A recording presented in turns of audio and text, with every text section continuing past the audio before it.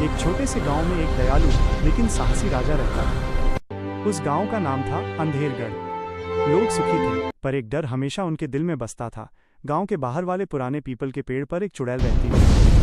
कहते थे कि वो चुड़ैल रात के समय रोती हुई आवाज़ देती और जो भी उसके पास जाता वो कभी वापस नहीं आता। गाँव वाले सूरज ढलते ही अपने घरों के दरवाजे बंद कर लेते थे। एक रात राजा ने तय किया कि वो इस रहस्य का अंत करेगा। तलवार लेकर वो अकेला ही उस पेड़ के पास पहुंचा। आधी रात को ठंडी हवा चलने लगी और अचानक सफ़ेद साड़ी में एक डरावनी आकृति पेड़ से नीचे उतरी। उसकी आंखें लाल और बाल जमीन तक लटक रहे थे। चुड़ैल ने खौफनाक आवाज में कहा, राजा, तू भी मरने आया है? राजा ने हिम्मत नहीं हारी।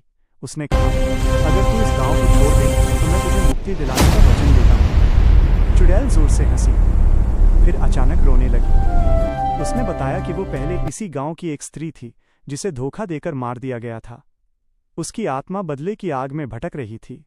राजा ने वचन दिया कि वह सच्चाई सबके सामने लाएगा। अगले दिन उसने दोषियों को सजा दिलाई और उस स्त्री का विधिपूर्वक अंतिम संस्कार करवाया। उस रात के बाद पीपल के पेड़ से कभी कोई रोने की आवाज़ नहीं आई। लेकिन कहते हैं, अमावस्या की रात को कभी कभी उस पेड़ के नीचे हल्की सी परछाई आज भी दिखाई देती है।